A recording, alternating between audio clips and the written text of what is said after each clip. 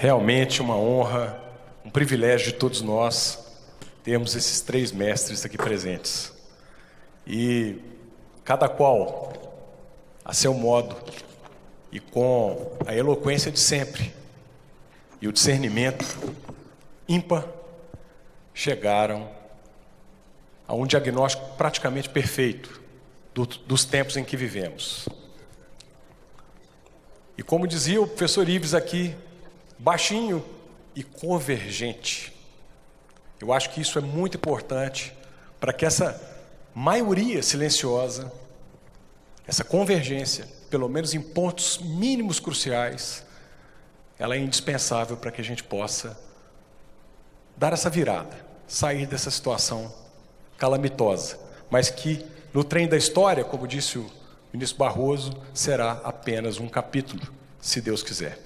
Bom, para tentarmos buscar algumas soluções, o tempo, infelizmente, não é muito, mas vamos tentar aqui buscar algumas soluções para questões realmente complexas que demandam a opinião sábia de Vossas Excelências.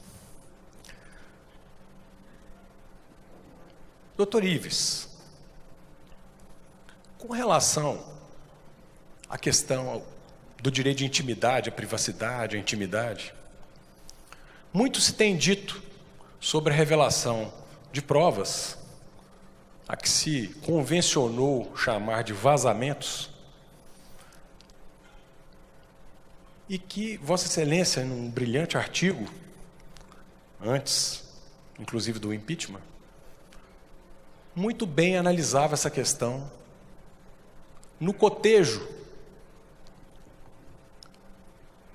da Constituição Federal, no que se refere ao direito à informação e, principalmente, ao interesse público e social.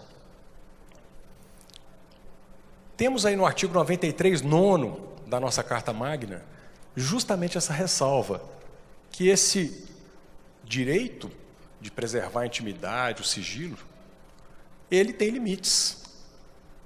E esses limites são a revelação de questões de interesse público e social e a questão da publicidade dos atos judiciais.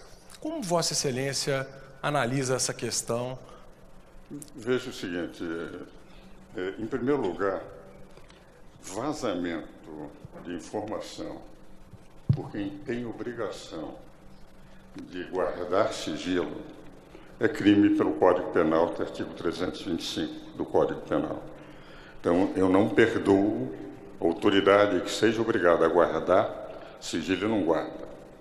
Segundo lugar, Ministério Público é uma função essencial à administração da justiça. Da mesma forma que a advocacia é uma função essencial à administração da justiça. Ministério Público não é poder. Por que para a quebra de sigilo? Para entrar na privacidade, pôs o Constituinte e a jurisprudência pacífica do Supremo Tribunal Federal, no sentido de que cabe ao Poder Judiciário autorizar. Não é o Ministério Público, não é a polícia, que tem o direito de quebrar sem autorização judicial. Agora, no momento em que o juiz, ponderando os elementos que lá tem, venha a divulgar, porque ele entende que poderia divulgar, ele está exercendo. Se ele abusou, ele poderá ser punido por uma corregedoria ou pelo CNJ. Mas é aquele poder que a Constituição pôs como poder imparcial, o único que tem o direito de quebrar o sigilo, o inciso 10 do artigo 5º, inciso 12, porque o Ministério Público não o pode fazer, nem a polícia pode fazer. E é por esta razão que eu tenho combatido uma certa espetacularização de honestos procuradores da República, mas que pretendem, em medidas levadas ao Legislativo, a prova ilícita, invadir escritórios de advocacia sem autorização judicial, prender sem autorização judicial, ser um verdadeiro poder que não são, apesar de relevantíssima função do poder do Ministério Público, é apenas uma função essencial. Por isso há o Poder Judiciário. Só o Poder Judiciário tem o direito. E se o Poder Judiciário entendeu que tem que, no interesse público, difundir, poderá fazê-lo. E se houve um abuso do juiz, há todas umas instâncias corretivas da Corregedoria ou do próprio SNJ.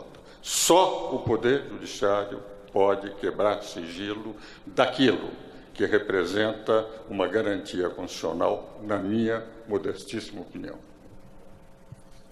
Parabéns. Doutor Modesto, existe na legislação brasileira um verdadeiro cipoal legislativo que prevê, dentre outras medidas, ação popular, ação de improbidade, ação civil pública, a própria lei de sociedade anônima, que prevê a responsabilidade dos administradores. Enfim, esse arcabouço jurídico, ele prevê uma gama de alternativas que, entretanto, a gente não vê sendo utilizada no dia a dia no combate à corrupção.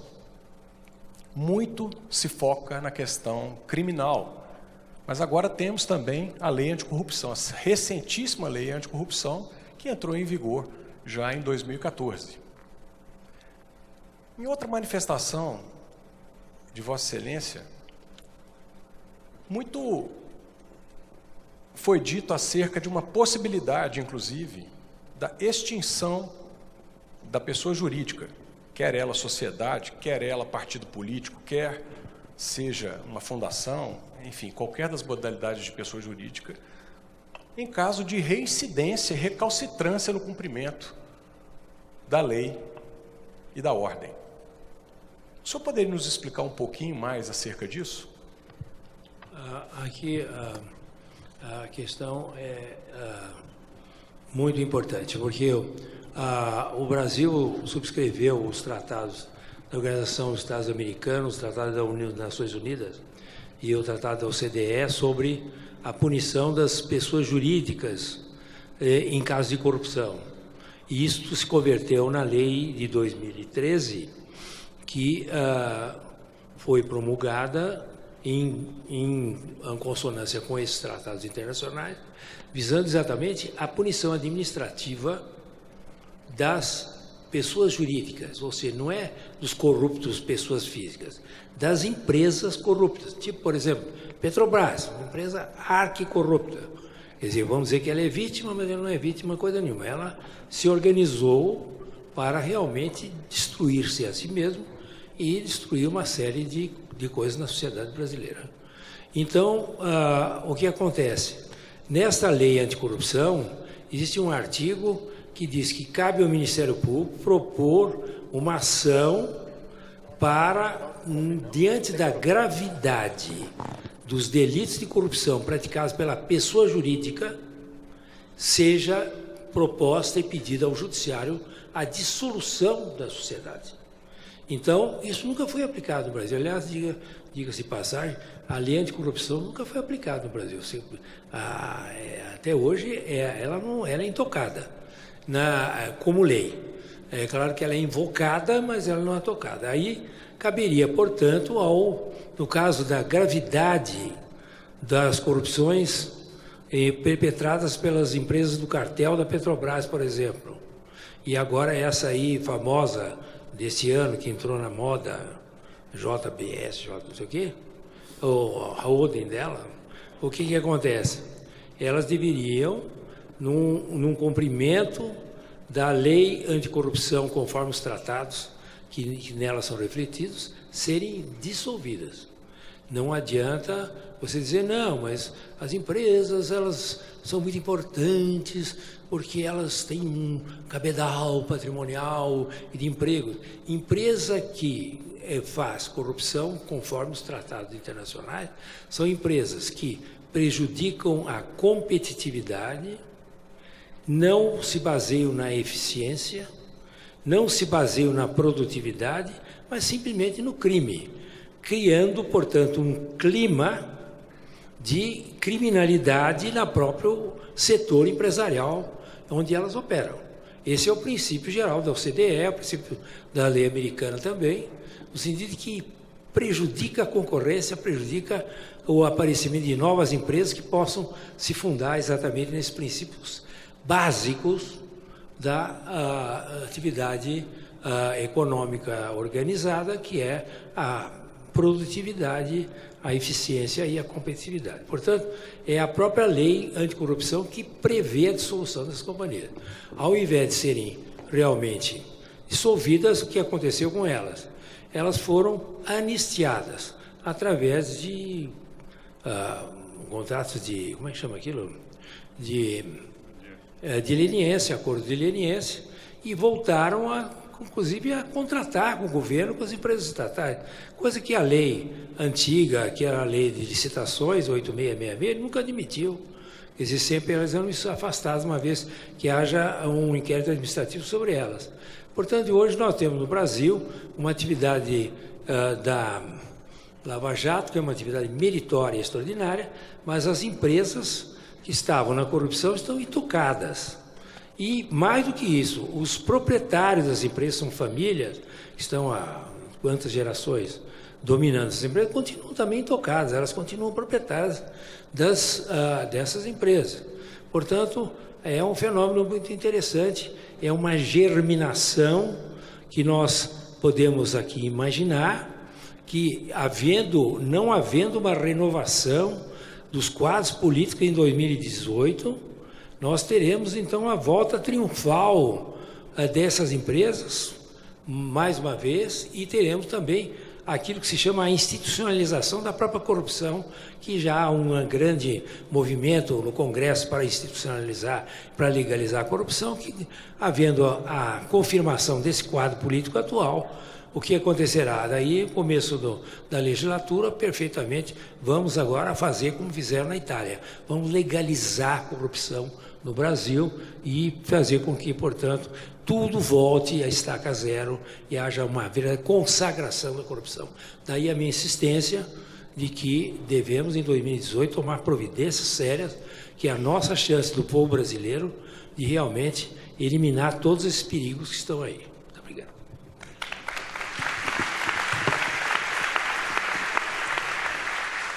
Bom, eu gostaria, inclusive, de, nesse momento, agradecer ao eminente professor Barroso, que estava em uma viagem internacional e se deslocou, fez toda uma alteração de logística para estar aqui conosco hoje. O ministro, inclusive... Amanhã, às 9 horas, tem sessão. Isso. E o ministro, inclusive, havia nos dito da impossibilidade até de permanecer para a fase de debates, tendo em vista que ele vai, na madrugada de hoje ainda, se deslocar ao aeroporto para comparecer à sessão já às 9 horas da manhã no Supremo Tribunal Federal. Mas eu creio que a plateia pode ficar bastante honrada que ele, mesmo com esse contratempo, me disse aqui agora, baixinho, que ele se dispõe a continuar conosco e a participar também dessa fase. Muito obrigado, ministro Barroso.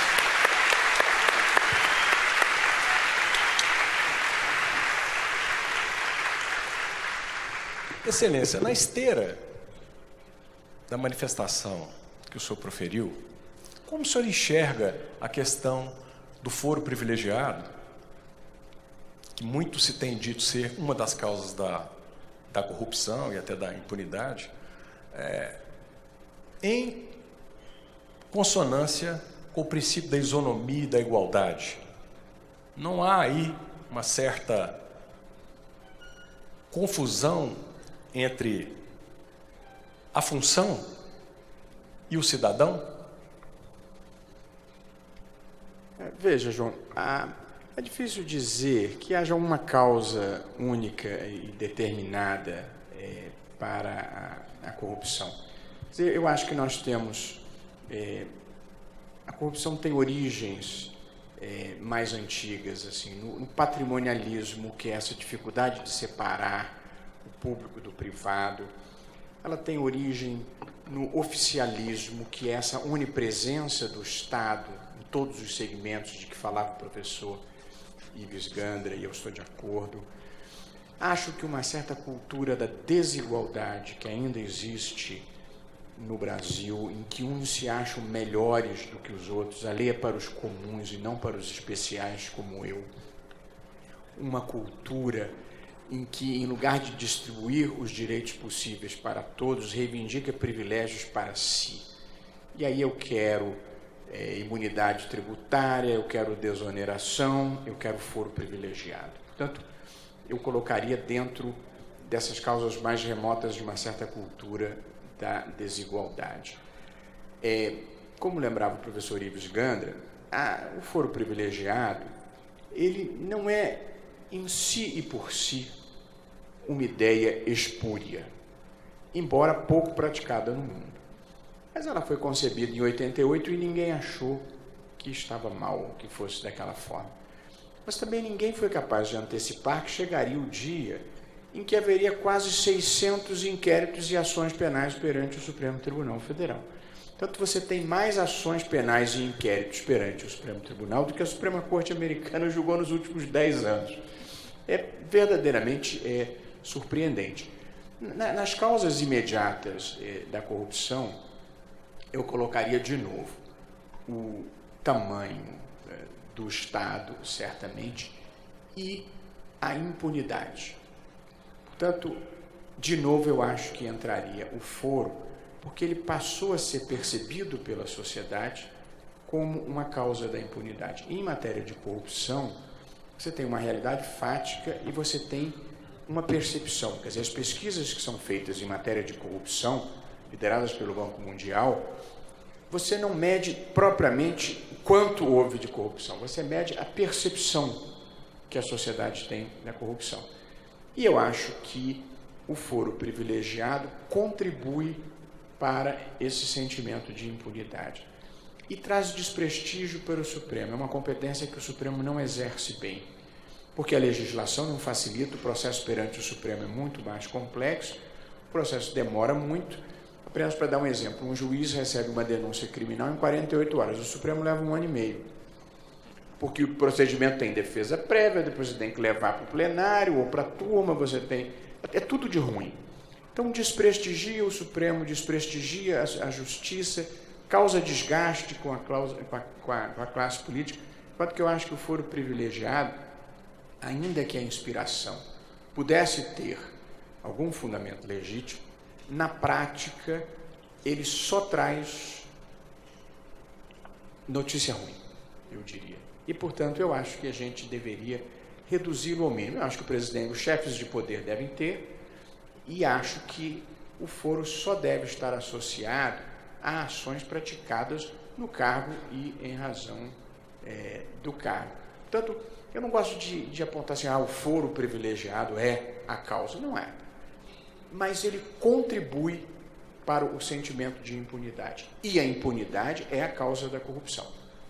Porque as pessoas tomam decisões na vida baseadas em riscos e benefícios. Se os benefícios forem grandes e os riscos forem baixos, você dá um incentivo à criminalidade. Portanto, tudo que incremente a impunidade não tem a minha adesão. Parabéns. Nosso querido professor Ives, em sua manifestação, fez um link extremamente interessante que poucas vezes eu ouvi alguém dizer. Tratou da questão tributária, que, se vislumbrarmos do ponto de vista das contas públicas,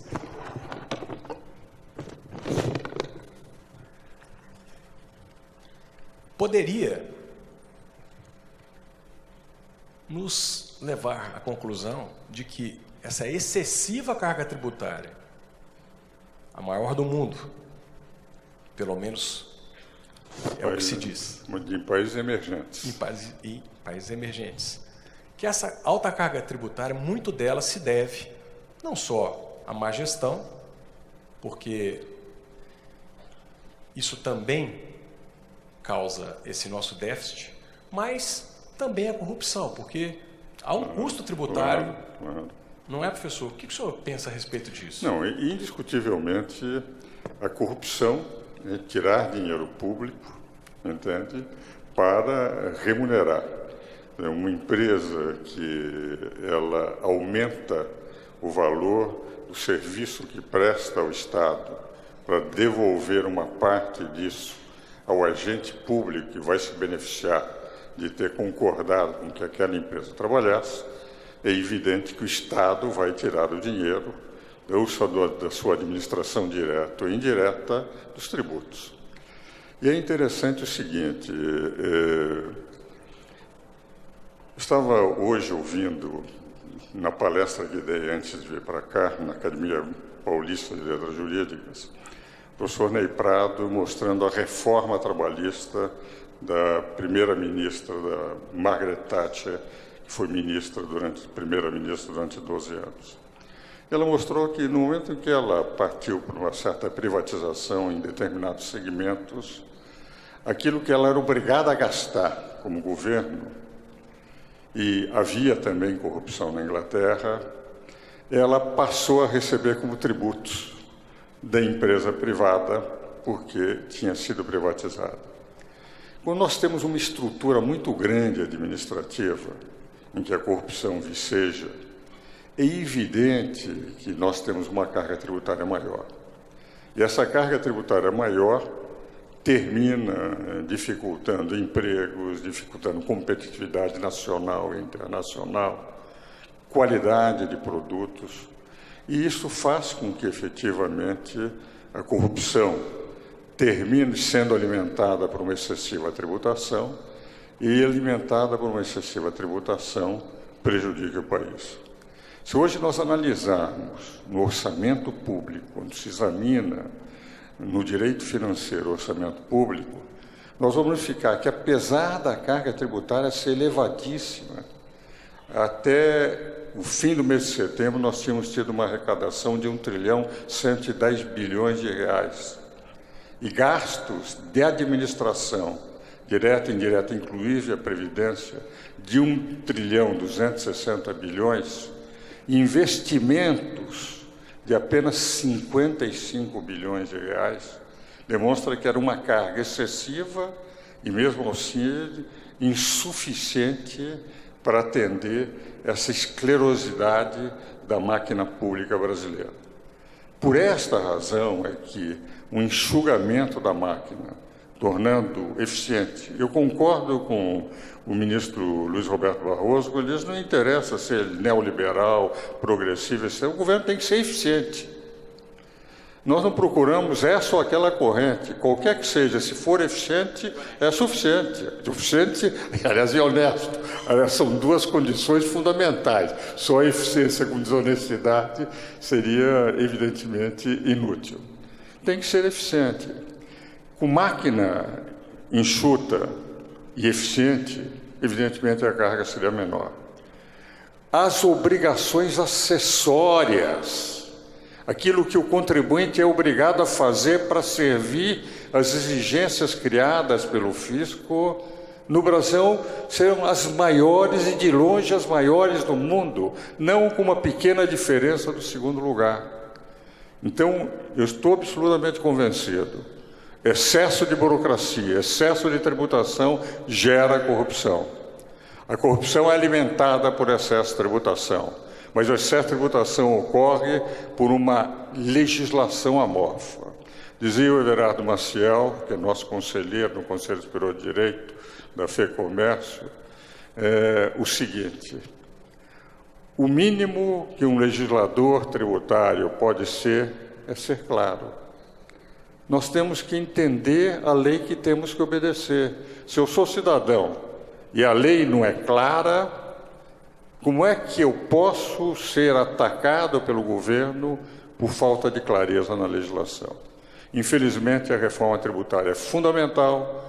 Participei de todas as audiências públicas no Congresso Nacional, desde a Constituinte, e, apesar disso, nunca tivemos a reforma tributária que o Brasil necessita. E o ministro Luiz Roberto Barroso vai falar. Eu queria dar uma palavrinha. O professor Ives e eu até podemos ter uma ou outra divergência no varejo, mas no atacado nós temos total concordância. Reforma trabalhista, que aliás foi deflagrada no Supremo, e com a minha participação, reforma na Previdência, que não é uma questão ideológica nem filosófica, é uma questão aritmética, a conta não vai fechar, o país vai quebrar. E a reforma tributária. A do Judiciário eu também concordo, eu sou um proponente de muitas mudanças no Judiciário, mas eu queria dar uma palavrinha sobre a questão tributária, morrendo de medo, porque o professor Ives é o Papa nessa matéria, mas tal como eu percebia como advogado e hoje como juiz, há dois grandes problemas no sistema. Um é o excesso de complexidade, como dizia o professor Ives Ganda, e há uma certa injustiça, porque o sistema é regressivo, o sistema é concentrador de renda. A complexidade, eu tinha um escritório médio com, sei lá, 50, 60 pessoas, e eu tinha diferentes camadas de controle para evitar problemas tributários. Quer dizer, você tinha um gerente financeiro, depois você tem um contador externo, depois você tem um advogado tributarista, depois você tem uma empresa de consultoria. Então, uma empresa média precisava de 4 níveis de controle para conseguir fazer o compliance tributário, que é o de maior custo na América Latina. Gasta-se em tempo mais de 10 vezes do que o México ou a Argentina gasta. Portanto, esse é o problema de complexidade, eu também concordo. E o de injustiça, eu espero que o professor Ives concorde, você tem um sistema que é fundado com grande relevância na tributação sobre o consumo. Isso é verdade. IPI e ICMS, basicamente. Qual é o problema dessa tributação? É o tributo em que eu e o meu caseiro pagamos exatamente o mesmo valor. Portanto, toda a técnica de tributação contemporânea desvia a tributação dos tributos indiretos para a tributação direta. Você vai tributar ou o capital ou a renda, e sempre com proporcionalidade, porque quando você tributa de maneira desproporcional, você gera problemas, seja de fuga de capitais, seja o que acontece, por exemplo, no mercado de cigarros. Como abusaram na tributação, você tem um problema de contrabando que ocupa hoje quase 40% do mercado. Portanto, a tributação tem um ponto ótimo, além do que, se você passar, não funciona. E nós temos no Brasil uma elite que legisla muito para si. Quando eu era advogado, tinha uma sociedade de advogados, você, quando recebe o pagamento, você paga tributos moderados da entrada, e quando você distribui, você não paga tributos sobre distribuição de lucros ou sobre dividendos. 0. Então, eu tinha uma história de advocacia em que a minha secretária pagava mais imposto de renda do que eu. Portanto, é um sistema intrinsecamente injusto e que precisa ser repensado. Eu acho que de diminuir a tributação de consumo e aumentar a tributação proporcionalmente de capital e de renda, sempre observado que há um limite ótimo. Assim como a proteção, além de um certo nível, desprotege o caso trabalhista, também a tributação, além de um certo limite, ou você oprime a atividade econômica, ou você fomenta a sonegação, ou você leva à fuga de capitais. De modo que também aqui, professor, nós pensamos igual. Inteiramente de acordo, inteiramente de acordo. Eu só queria lembrar algo. O ministro Luiz Roberto Barroso e eu participamos em 2012, durante 6 meses de trabalho, de uma comissão nomeada pelo Senado, o que nos causava um grande desconforto, porque chamavam a Comissão dos Notáveis, e isso nos trazia um desconforto, a dizer, da comissão. Mas era uma comissão de especialistas, Nelson Jobim, Everardo Maciel, Paulo de Barros Carvalho, Fernando Rezende, Bernardo Api, o Zé Maria, o Reis Veloso. Éramos 13. Trabalhamos 6 meses.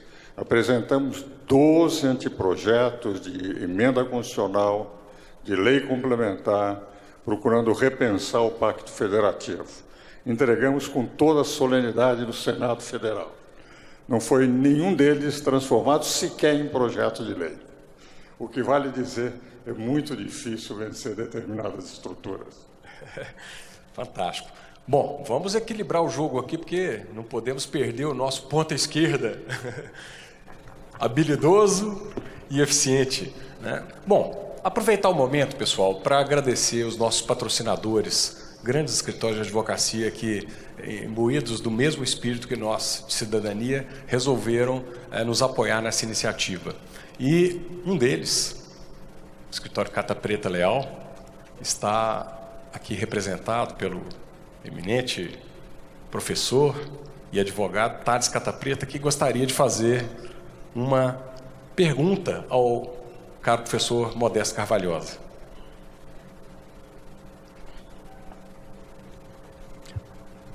Bom, boa noite. Professor Modesto Carvalhosa, vê-lo sem falar em sociedade anônima é muito difícil. Então, minha pergunta é sobre sociedade anônima.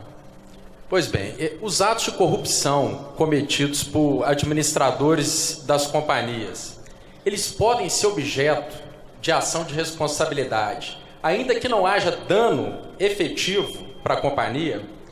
E aí, no caso do dano ser essencial, esse dano ele tem que ser mensurável, ele tem que ser determinável? É essa a pergunta, professor.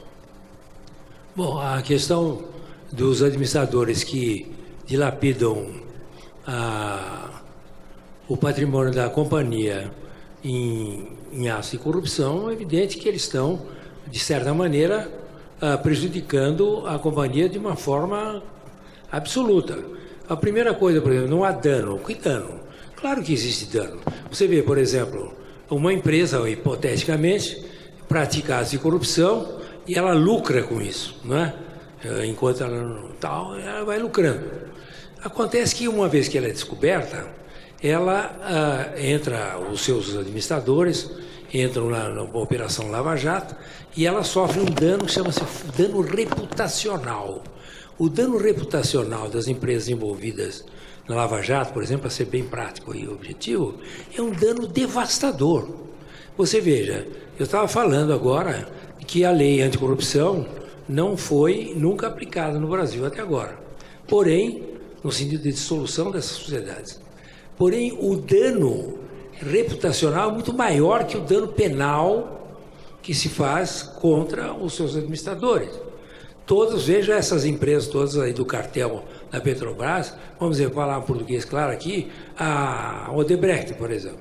O dano reputacional dela é monumental, porque as outras empresas têm compliance, os bancos têm compliance.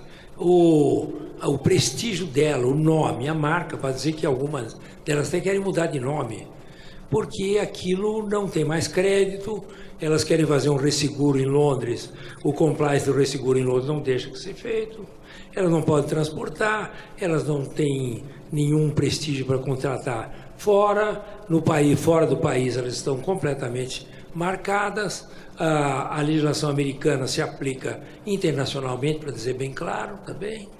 E assim você tem, portanto, qualquer empresa que tenha praticado atos de corrupção, em participação, por exemplo, em cartel, os danos que os administradores causam a ela pelo efeito reputacional são absolutamente capazes de levar à responsabilização desses administradores. Certo? De modo que existe dano, esse dano é palpável, é mensurável claramente, inclusive nos balanços, o que permite que eles sejam responsabilizados, processados e condenados. Fantástico, professor. E lembrando, né, professor Modesto, que além dessa ação poder ser proposta pelo acionista, ela também pode ser movida pelo terceiro lesado, né? Especialmente quando esse terceiro é o poder público, que muitas vezes faz investimento nessas empresas, por exemplo, através do BNDES, ou mesmo quando essa lesão ocorre nas fraudes à licitação, porque depois essas empresas serão condenadas a ressarcir e a reparar, não é verdade? Sem dúvida. Sem dúvida, esse é um ponto fundamental. Por exemplo, as que fazem um consórcio para fazer uma obra. Quando uma delas é descoberta na Operação Lava Jato, o consórcio fica inteiramente prejudicado, porque o IPCista, que geralmente é a operadora, ela, sendo objeto de investigação e de processo dos seus administradores, o que acontece? desmancha seu consórcio, o consórcio fica emperrado e há um dano enorme no tempo, certo? E que realmente leva a esse prejuízo. Eu quero aproveitar que o ministro Barroso, quero aqui fazer uma homenagem a ele, porque ele é um grande cidadão, é um homem que, no Supremo Tribunal Federal, tem agido como a alma do Brasil, da cidadania brasileira, expressando todas as reivindicações que nós temos no Brasil. E quero também dizer o seguinte, que complemento o que o ministro Barroso falou e que o nosso mestre Ives Gana também falou, no sentido que a corrupção não é apenas a mensuração do que foi amealhado pelos corruptos. A corrupção, conforme o estudo do Banco Mundial, ela é devastadora para a humanidade, no sentido de que 1/3 da humanidade passa fome. 1/3 da humanidade está abaixo do nível de pobreza por causa da corrupção. Na medida em que a corrupção não é como o balanço da Petrobras, que gastou 6 bilhões, 200 milhões em corrupção, é que a corrupção leva a que não haja amortização do capital empregado na determinada obra. Se você, por exemplo, tem uma obra do Abreu e Lima, lá em Pernambuco, o que acontece? Como é uma obra corrupta, o objeto da corrupção do consórcio, o que acontece? Ela é atrasada, ela não é entregue, ela é entregue só parcialmente, os materiais empregados são de péssima categoria, tá certo? No tempo ela se arrasta, ao invés de ficar pronta em 2 anos, ela nunca fica pronta totalmente, ou se fica pronta, demora 10 anos, 20 anos. Portanto, o capital é um princípio aritmético, qualquer criança de escola sabe muito bem que é o que é amortização de capital, é a capacidade da devolução do capital num determinado tempo. Se esse tempo não existe, ou se o capital empregado foi mal empregado, no sentido do não cumprimento do contrato, esta não amortização do capital público de bilhões, simplesmente leva a um prejuízo devastador para o país. Portanto, a corrupção não é o valor do que foi entregue aos corruptos. A corrupção, ela realmente leva a não amortização de todo o investimento que foi feito na determinada obra, refletindo, portanto, na tragédia que ainda existe no mundo, o mundo do século XXI, o mundo da alta tecnologia, o mundo de toda essa aceleração de todos os progressos que existem, essa miséria que existe em todos os países ainda por causa dessa corrupção. É isso que eu queria esclarecer. Muito obrigado, professor. Bom, na esteira de agradecer o apoio dos nossos escritórios que estão patrocinando o evento, temos também o Matos Filho, né, que é um parceiro muito grande da Ânima Educação, inclusive na ocasião da sua abertura de capital. Temos algum advogado ou jurista do Matos Filho inscrito para fazer a pergunta?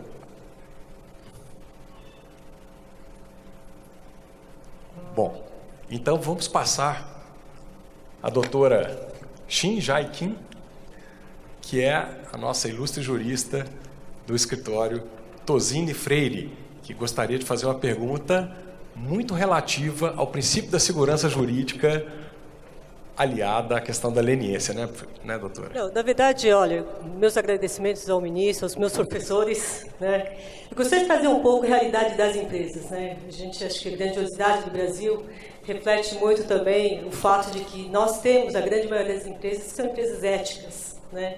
E uma das inovações que a lei anticorrupção trouxe é de possibilitar que as empresas criem mecanismos que chamado programa de compliance ou programa de integridade, que de fato possam de alguma forma tentar prevenir, detectar e remediar quando o ato ilícito ocorrer.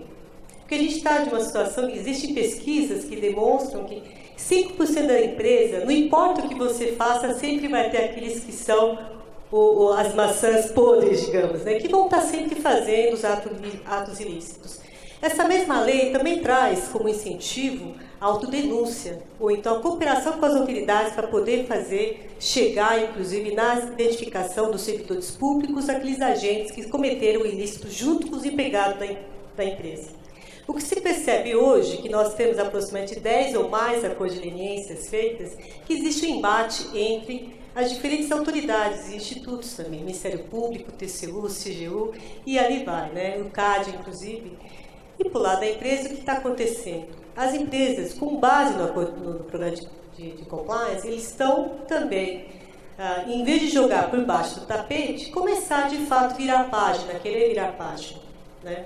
Então, nesse intuito, no momento que a empresa decide fazer ou autodenúncia ou cooperação, eu gostaria de fazer minha pergunta ao ministro Barroso para ver se existe alguma solução institucional, digamos, através de parcerias com diversas autoridades, ou a gente vai precisar, de fato, uma nova legislação que trate desse assunto, que está trazendo uma insegurança jurídica muito grande das empresas que procuram as autoridades para fazer uma cooperação. Obrigada. Olha, eu, por motivos óbvios, eu não posso entrar no detalhe, mas eu concordo inteiramente com a perplexidade demonstrada pela ilustre advogada que formulou a pergunta. O poder público, ele tem que falar por uma única voz e, portanto, o jurisdicionado, ele tem que poder acreditar na lealdade, na boa-fé objetiva e na previsibilidade. Segurança jurídica significa previsibilidade. Você tem que ser capaz de prever a sua conduta na conformidade da legislação. Portanto, eu acho que o Estado precisa, sim, e com urgência, se organizar e se estruturar para, nesses acordos, falarem por uma só voz. Isso não acontece só em matéria de acordo de leniência. A superposição de controles no Brasil não melhorou a qualidade da fiscalização. Isso acontece em matéria ambiental, isso acontece em matéria de controle de contas públicas, e basta observar que o escândalo que foi representado pelo Petrolão não foi detectado a tempo e a hora por nenhum desses mecanismos de controle que se superpõem e que é um tipo de mecanismo, muitas vezes auxiliado pela legislação de licitação, na sua imensa complexidade, que impede os honestos de serem eficientes e não impede os desonestos de serem desonestos. Portanto, eu acho que o excesso de camadas de fiscalização muitas vezes prejudicam em lugar de ajudar, e acho que nessa matéria, como em outras, o poder público tinha que se organizar para falar a uma só voz. Eu acho que a queixa é procedente e acho que o Estado precisa ter uma resposta adequada para isso. Muito obrigado, ministro. Queríamos agradecer também o apoio do IBDP, Instituto Brasileiro de Direito Processual, o nosso querido presidente Lucon, que também está aqui apoiando o nosso evento. E, infelizmente, o nosso papo está fantástico, está maravilhoso, mas a gente sabe que temos uma questão de compliance, de atender o horário e os alvarás. Mas eu não resisto a fazer uma última pergunta na linha e na esteira da questão tocada agora pelo ministro Barroso sobre a questão da lei de licitação, né? E uma questão que o excelentíssimo Dr. Modesto Carvalhosa vem se batendo em longa data. A questão do aperfeiçoamento entre o contrato do poder público com o contratado pelo poder público e a administração pública, de haver uma barreira nessa relação, né? O senhor poderia explicar para nós um pouquinho essa questão do performance bond, professor? Se você me permite devolver o elogio, claro. Poucas pessoas têm tido tanta relevância na moralização da contratação pública quanto o professor Modesto Carvalhosa, com este conjunto de propostas que ele vai explicar agora, que podem melhorar não só a atuação, como o controle adequado das obras públicas. Obrigado, ministro. Nos Estados Unidos, inventaram há pouquíssimo tempo, em 1894, portanto há mais de 100 anos, quanto 120 anos mais, né? Um sistema que impede a corrupção nos contratos de obras públicas. Da seguinte maneira: você cria, ao invés de fazer a interlocução direta entre o empreiteiro e o agente público, que necessariamente leva a uma tendência criminal, ou seja, uma tendência de corrupção, porque um quer receber dinheiro, o outro quer vantagens no contrato. Portanto, lá ninguém é santo, como em lugar nenhum do mundo. Então, eles inventaram um sistema que é o seguinte: você bota uma terceira pessoa no contrato que é interessada no cumprimento do contrato. Interessada no cumprimento do contrato no sentido do preço ser o contratado, o prazo ser obedecido e a qualidade da obra ser absolutamente aquela também objeto das especificações da obra. Então, o que fez os Estados Unidos? Vamos pegar uma companhia seguradora que possa entrar no meio, na cunha, faz uma cunha entre o poder público e a empreiteira, para que ela fiscalize a obra. Ela fiscaliza a obra. E ela fiscaliza o back-office, ou seja, ela também fiscaliza todo o dinheiro que o poder público dá para a obra, como é que ele é destinado dentro da própria companhia da empreiteira. Isso permite perfeitamente que você crie ou quebre a interlocução direta entre o agente público e a empreiteira, porque tem ali no meio um fiscalizador que está morrendo de medo de pagar o sinistro no caso da obra não estar com qualidade perfeita, prazo combinado e preço ajustado. Portanto, nós temos esse sisteminha que funciona já há 100 e tantos anos, que é o que leva nos Estados Unidos a todo tipo de escândalo, mas nunca o escândalo de obra pública. Houve agora o atraso monumental daquele estação múltipla de metrô ali no ponto zero, mas nunca foi uma arguída corrupção no caso, porque é um sistema infalível. A seguradora, ela tem, no caso de quebra do contrato, ela tem direito dela mesmo tocar a obra, dela contratar numa licitação privada o novo empreiteiro, ou então ela realmente terceiriza ou faz uma maneira de financiar a própria empreiteira que não está cumprindo o contrato. Portanto, o sinistro, em caso desse sistema americano, é um sinistro zero. Não existe nos Estados Unidos praticamente nenhuma seguradora até hoje, nesse pequeno prazo de 120 anos, que pagou ao poder público qualquer valor, porque ela tem meios de levar a obra até o fim e cumprindo exatamente a amortização do capital empregado nesse mesmo contrato. Portanto, a forma do performance bond é uma forma perfeita de, no setor de obras públicas, quebrar a corrupção de uma maneira estrutural. Esta é uma fórmula perfeita.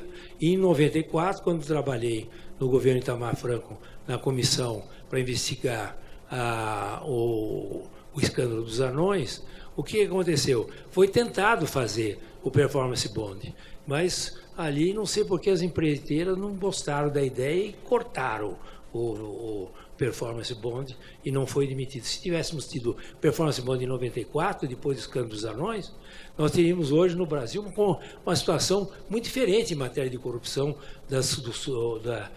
em obras públicas. Portanto, nós temos no Brasil, hoje eu redigi para o Senado Federal uma lei completa sobre performance bond no Brasil, está lá adormecido no Senado, já tenho até uma lápide já escrita, o nome direitinho, como é que foi, aqui nasceu e aqui jaz, né, esse projeto, que com essa turma que está no Senado, com essa turma que está no Parlamento brasileiro, nós nunca vamos ter a moralização do país. Mas, em todo caso, existe o projeto lá, no sentido da criação do performance bond no Brasil, que é a forma, como disse, de realmente quebrar completamente, estruturalmente, institucionalmente, a corrupção no setor de obras públicas. Muito obrigado, professor. Bom, e por fim, para o nosso mestre Ives Gandra, uma pergunta que também nos inquieta bastante, porque não raro se invoca a questão do direito de ficar calado, de não produzir prova contra si, para questionar tanto a lei anticorrupção, que prevê a a confissão espontânea do delito, não é? E o compromisso de se adequar, quanto à própria delação premiada, que também prevê a possibilidade de, não só de colaboração, como de assunção do ilícito. O senhor vê alguma antítese nessas normas? Não, é de rigor, uma decisão daquele que está sendo acusado, investigado, denunciado, pelo seguinte: se ele entender que efetivamente ele terá uma vantagem na delação premiada, e sempre há uma vantagem, e perceber que as provas são de tal forma poderosas contra ele, é evidente que ele não usará do benefício constitucional da emenda 5ª americana, que foi reproduzida aqui na nossa Constituição, no artigo 5º. Agora, é evidente que o direito de ficar calado é um direito que vem da Constituição americana, de uma das emendas, aliás, é uma Constituição de 7 artigos, 27 emendas, creio eu, das quais as 10 primeiras são 10 artigos, são os 10 da qual a 5ª do direito de ficar calado. Normalmente, quem usa o direito de ficar calado, ele já corre com um elemento contrário à sua defesa. Porque o pressuposto do direito de ficar calado perante um juiz, por exemplo, é de que há algum crime. Se ele estivesse absolutamente inocente, faria questão de falar. Então, é um direito, mas é um elemento negativo para aquele que está sendo acusado. Agora, a delação premiada, eu entendo que foi um avanço, no sentido, e não é originalidade do direito brasileiro, porque permite efetivamente investigações que nunca se teria se não houvesse a possibilidade de uma delação premiada. Agora, o que, naquilo que disse o ministro Barroso, a nossa colega Tosini Freire, me parece importante na delação premiada, é de que, se nós tivéssemos uma participação mais rápida e direta do Poder Judiciário, para que não houvesse Polícia Federal contestando o Ministério Público, entendendo que pode fazer a delação, Tribunal de Contas entendendo que o Ministério Público não faria, e o Poder Judiciário imediatamente homologando, o que eliminaria qualquer dos agentes públicos de poder buscar o monopólio de uma delação premiada, isso facilitaria consideravelmente. E, por outro lado, a delação premiada teria que gozar daquele sigilo absoluto enquanto estivesse negociado.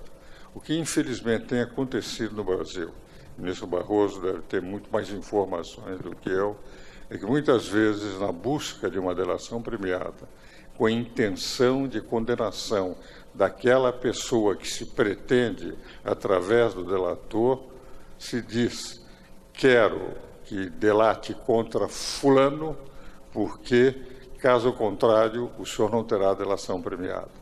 Essa é a razão pela qual eu sempre defendo que qualquer delação premiada tem que ser trabalhada, mas com pleno conhecimento, até por antecipação, do Poder Judiciário, porque é o único poder neutro, é o único poder que pode, imparcialmente, não permitir que haja direcionamentos, muitas vezes, que possam descompassar a própria relação.